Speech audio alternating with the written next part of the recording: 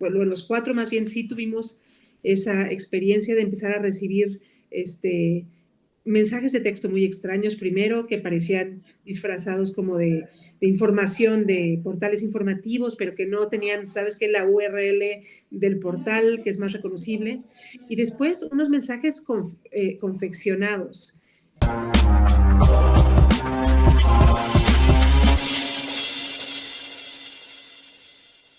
Bueno, te hago una pequeña presentación. Bueno, para nosotros es un honor tenerte aquí. Alejandra Sanz es una periodista de investigación mexicana que lleva más de 20 años en los principales medios mexicanos. No los voy a enumerar porque estaríamos todo el programa hablando de todos los medios que has estado participando. Yo creo que es reseñable que fuiste galardonada con el premio Pulitzer en la categoría de periodismo de investigación y ahora estás trabajando, colaborando en Quinto Elemento Lab, que es una plataforma por la lucha del derecho a la información y que, bueno, precisamente también engrosa el largo listado de personas espiadas por el gobierno de México. Por lo tanto, me parece súper interesante el testimonio que nos puedes dar porque, como sabes, aquí en España se ha abierto la caja de Pandora de Pegasus y creo que México puede ser uno de los espacios y más alguien que ha combatido precisamente por ese derecho a la información y de los derechos civiles de mexicanos y de ciudadanos de todo el mundo. Yo te quería empezar preguntando,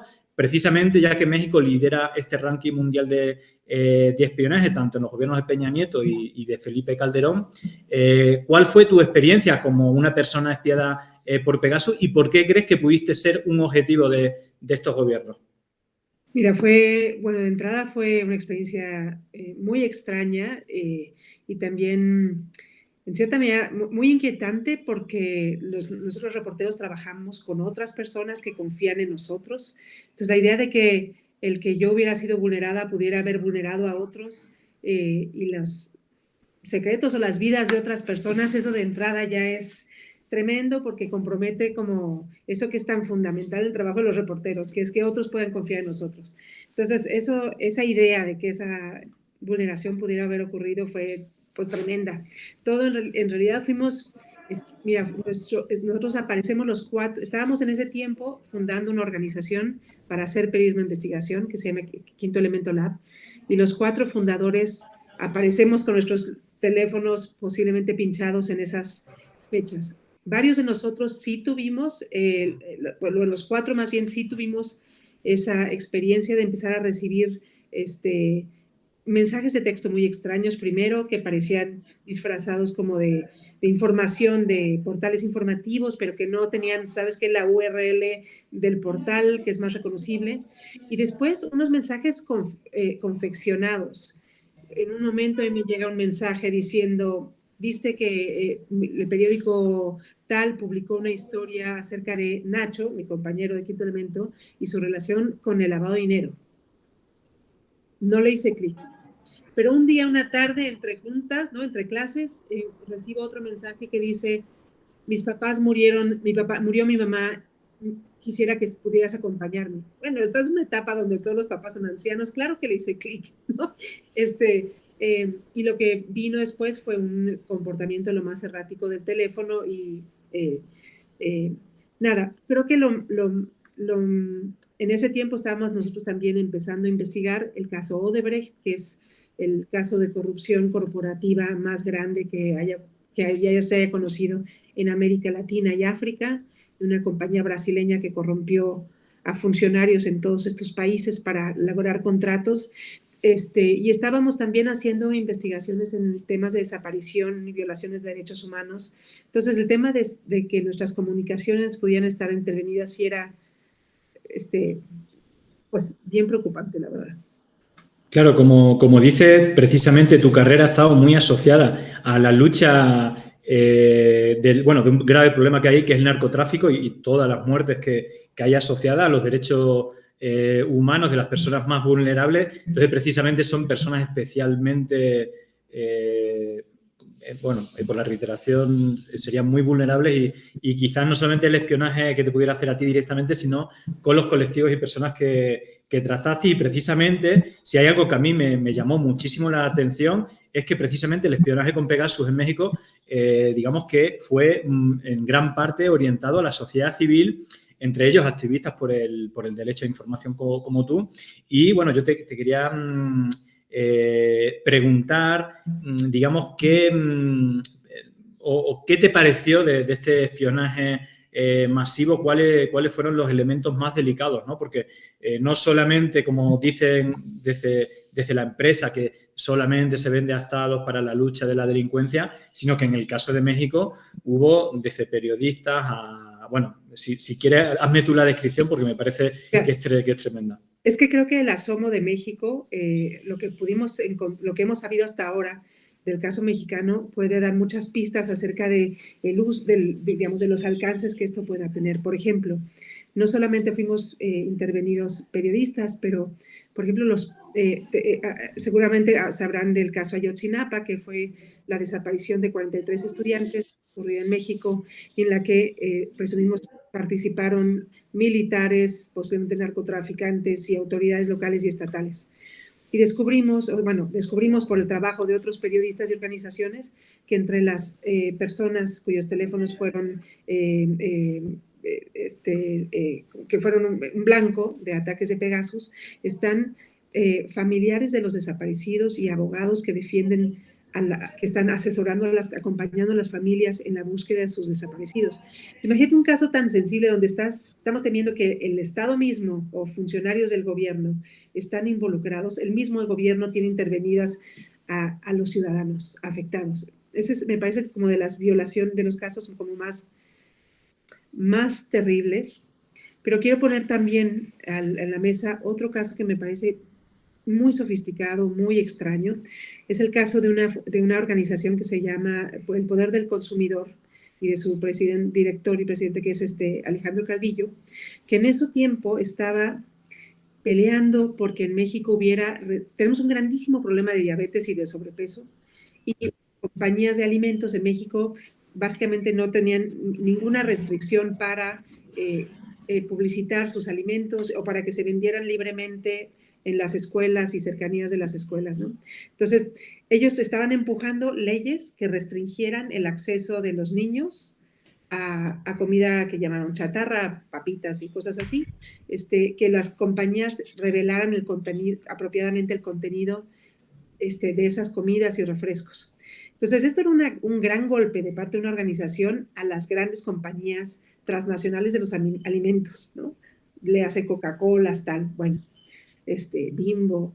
Bueno, lo que sabemos ahora es que ellos fueron blancos de Pegasus y todavía no está muy claro porque México no se ha reconstruido todavía del todo, si el Estado, estas dependencias del gobierno, los militares, el cuerpo de inteligencia, la Secretaría del Interior, digamos, solamente ellos tenían Pegasus o si había,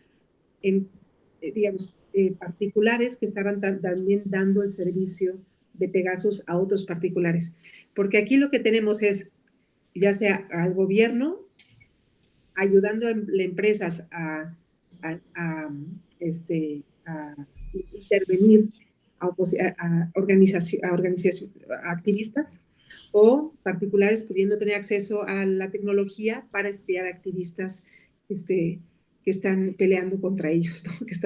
Entonces, a mí esa me parece como de una sofisticación, porque entonces el poder económico, no nada más el poder político, también el poder económico con acceso a tecnologías de espionaje ilegal.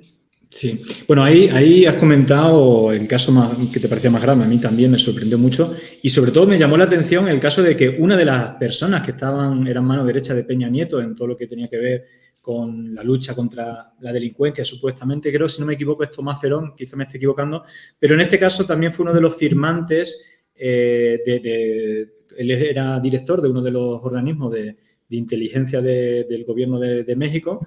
Y aparte de firmantes, se encontraron vídeos que demostrarían que él participó en la tortura de este caso de los 43 estudiantes desaparecidos.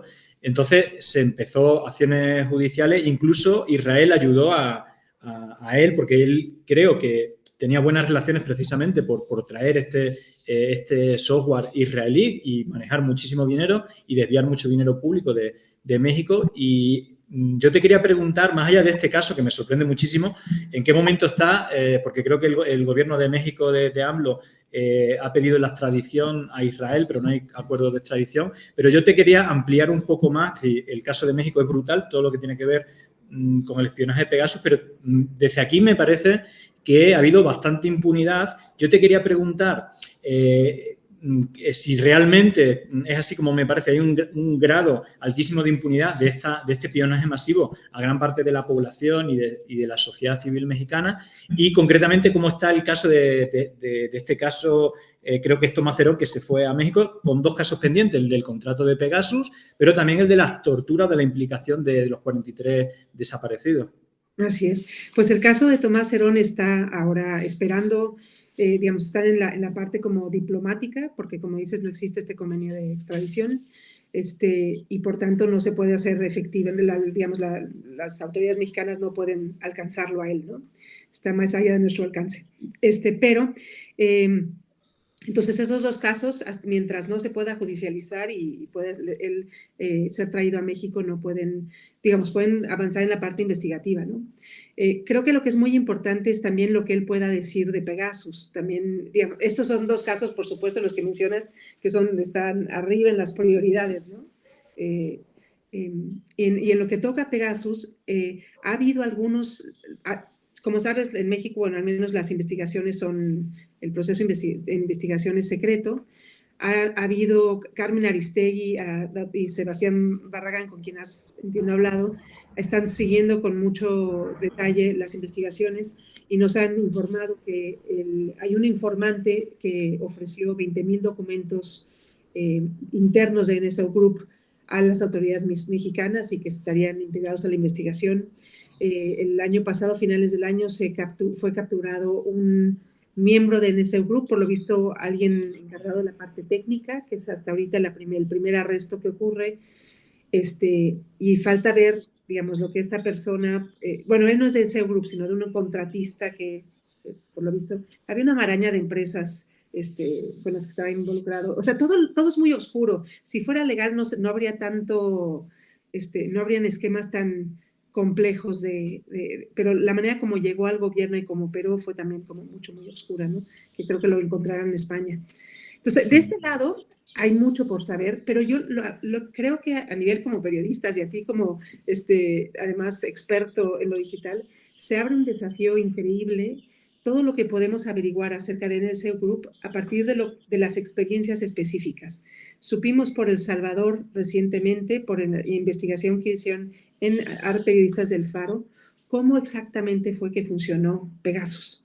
Y pudimos saber cuántas veces intervinieron, cuántas veces efectivamente intervinieron, hackearon los teléfonos, por qué periodos de tiempo, a quiénes en la redacción. Entonces, lo mismo estamos ahorita sabiendo, bueno, de España, vamos a tener seguramente mucha, o sea, pues son 50 países. Entonces, creo que estamos en un punto donde la oportunidad, al menos para periodistas, es entender cómo operó el sistema y entre todos ayudarnos a entender, a poder reconstruir cómo operó en cada país.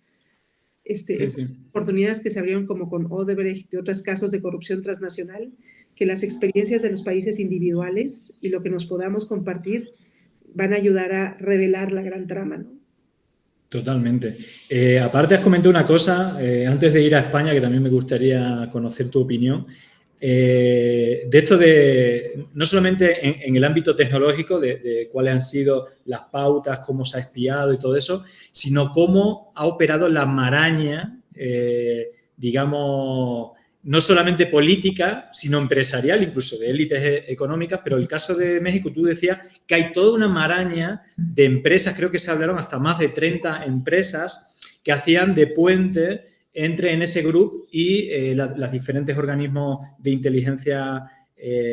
Y aquí hay un elemento que se hablaba, o que yo, después de hacer todo el análisis de las diferentes organizaciones que había estado investigando y sacando información de qué pasó en México, precisamente una de las cosas que me da que en España es muy habitual es el inflar los precios. Digamos, esas empresas compran el producto a NSO Group, lo inflan de precio y se lo venden al gobierno o la institución gubernamental mexicana, quedándose una comisión de muchos millones simplemente por hacer de intermediario.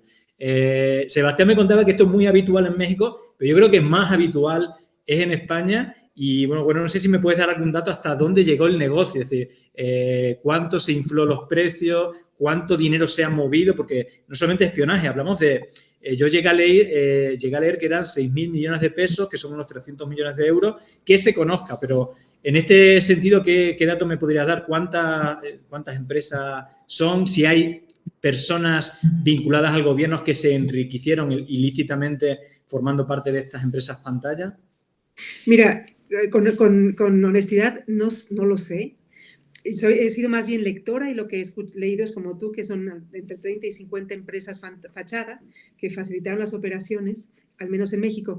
A mí me parece que en toda la cadenita hay mucho en todos los países que podemos investigar y que será muy importante. Una tiene que ver con NSO Group y su relación con las agencias de seguridad israelíes, que por lo visto es algo relevante porque hay, al parecer, como entiendo que hay, digamos, una parte como que del gobierno israelí apoya activamente a las empresas como la diseminación en los distintos mercados.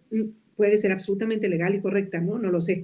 Pero hay una parte que tiene que ver con cómo esas empresas se abren paso a los países, a través de qué estructuras. En México fueron, por lo visto, son empresarios israelíes que a su vez tenían operaciones aquí en México, entiendo que de distintos tipos, y entre ellas el tema de la seguridad, que se valieron de empresas fachada para, por lo visto, no sabemos para qué. O sea, ¿para qué necesitas empresas fachada? Quizás para esconder el origen y destino del dinero, quizás esconder si hay pagos de sobornos. Ese es un mecanismo que se utiliza para disolver, ¿no? Para borrar el rastro del dinero.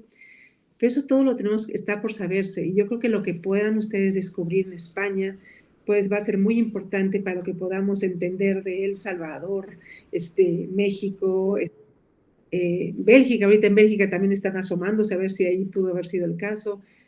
Bueno, en Israel incluso estuvieron, por lo visto, intervenidos los teléfonos de un ex primer ministro y su familia. O sea, sí.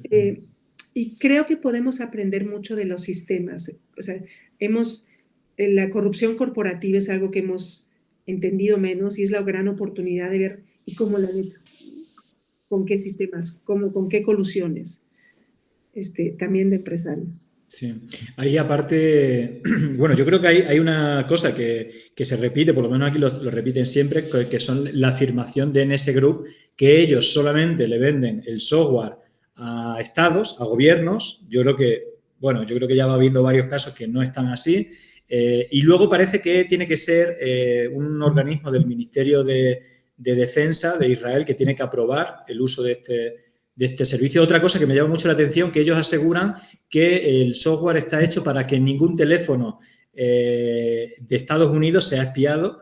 Es como, digamos que todo esto también, al ser el control del Ministerio de Defensa de Israel, es porque se considera una arma, como creo que realmente es un arma contra la democracia, diría yo, y digamos que también dicen que solamente se aprueba el uso por los estados a los que les venden el software, solamente para luchar contra el crimen, la delincuencia. Ya hemos visto que, bueno, esa puede ser la introducción, pero una vez que los gobernantes o esos sistemas, bueno, que al final tienen sus intereses, tienen el control, hacen un uso totalmente indebido. Bueno, en todo caso, yendo un poco con la experiencia, que yo creo que ya es de una década, creo que se habló que en México de 2008 a 2018, que se sepa, se ha estado usando Pegasus, y 10 años de experiencia. Aquí recién estamos empezando, y como tú dices, creo que es muy importante las experiencias de terceros países para tener aprendizaje, para no caer en los mismos errores, o bueno, digamos que eso sería interesante, y precisamente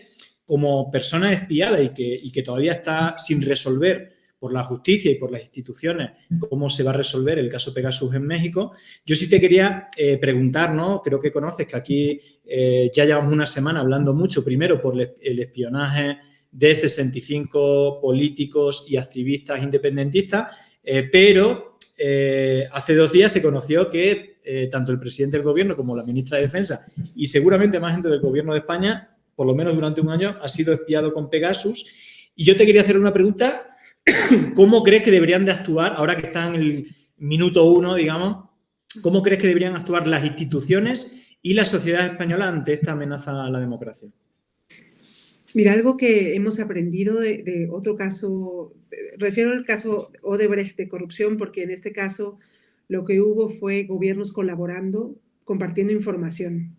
Eso potenció muchísimo, creo, al menos en América del Sur, el que los casos fueran judicializados y que hubiera sentencias, bueno, incluso contra expresidentes, ¿no? En Perú, bueno, hay altísimos funcionarios en toda América Latina involucrados en el caso, ¿no? Y lo mismo que ejecutivos de la compañía. Entonces, creo que algo que puede sentar un precedente, primero está por verse, por ejemplo, tú sabrás más de eso, pero entiendo que Apple también está iniciando o tiene en curso un proceso legal.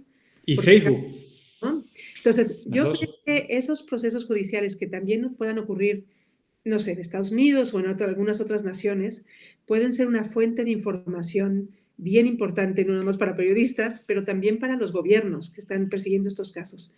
En la historia de Odebrecht, ha sido muy importante el que un gobierno pueda pedir al otro. Por ejemplo, muchos gobiernos de América Latina le han pedido al gobierno de Brasil que comparte información sobre la corrupción, sobre el sistema Odebrecht, que usaba Odebrecht, ¿no?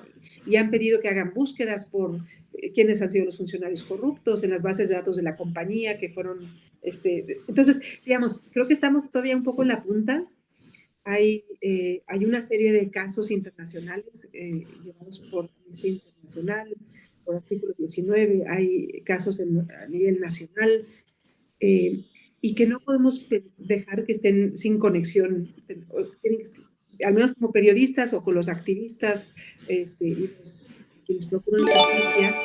Creo que lo mejor que podemos hacer es conectar puntos, ver las experiencias y la información que van generando los otros, porque hay una forma de hacer las cosas de ese grupo, y seguramente ¿sabes? Hay técnicas, tienen estrategias, y quizás no inventan, no van de cero en cada país, y podamos aprender, ¿no?, de eso. Sí, precisamente tú has comentado que, creo que en este caso es Apple, ha denunciado, bueno, no sé si creo que precisamente a la compañía en ese grupo, porque digamos, hay dos maneras de inyectar Pegasus. Una es, digamos, sin ningún tipo de actividad. Es decir, tú, por ejemplo, comentabas tu experiencia, que te iban mandando mensajes personalizados con... Esto se llama ingeniería social, para intentar introducirte mediante un enlace, y te lo introducen, pero digamos que en ese grupo aprovechó dos vulnerabilidades que conozcamos. Una, WhatsApp, es decir, hubo una vulnerabilidad de WhatsApp por la cual al enviar un mensaje o una llamada directamente sin que hiciera nada la persona infectada, digamos, le pudieran meter Pegasus sin ningún tipo de acción. Y pasó lo mismo con eMessage, es decir, que precisamente lo que tú decías con Apple, a través de iPhone hubo una vulnerabilidad que sin que hiciera nada, con un mensaje también se pudiera inyectar. Claro, eso es gravísimo, porque ya ni siquiera requieres los típicos troyanos malware al pinchar un enlace. Entonces, claro, creo que hay tanto Facebook, que es el propietario de WhatsApp, como Apple, que es digamos la marca de iPhone, etcétera, ahí hay un juicio. Pero yo te quería preguntar concretamente, en el Congreso de España, por ejemplo, se ha votado una comisión de investigación para esclarecer qué es lo que sucede, y más allá de estar a la expectativa de cuáles son los procesos que se dan en otros países o procesos judiciales, desde los partidos políticos o desde las instituciones españolas, ¿cómo crees que deberían de actuar? No sé si es positivo o si tuviste un pequeño conflicto de transparentar todo, es decir, que la sociedad sepa todo, o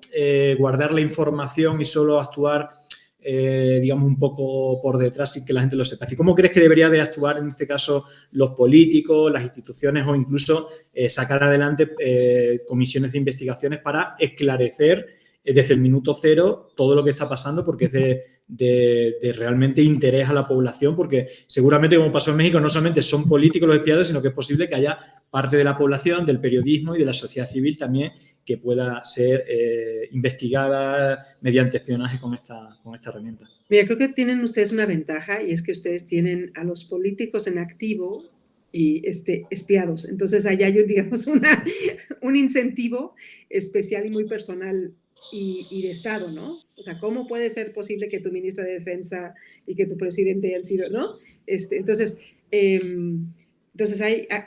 aquí en México estamos hablando de cosas de información que tenemos, de cosas que pasaron, digo, que seguramente continuaron, pero digamos, estamos más anclados en lo que pasó. Entonces, hay un incentivo distinto y yo creo que estas cosas se tienen que transparentar porque creo que incluso en el uso de la tecnología tenemos que saber de los riesgos como ciudadanos, de los riesgos posibles. Es parte de la educación digital y tecnológica de saber cuáles son las vulnerabilidades. Y por eso sí creo que la máxima transparencia debería ser como el signo de este tipo de investigaciones. Y lo que podamos aprender del caso España va a ser fenomenal, porque digo, no puedo imaginar otro país con un incentivo mayor a investigar a profundidad el caso, ¿no?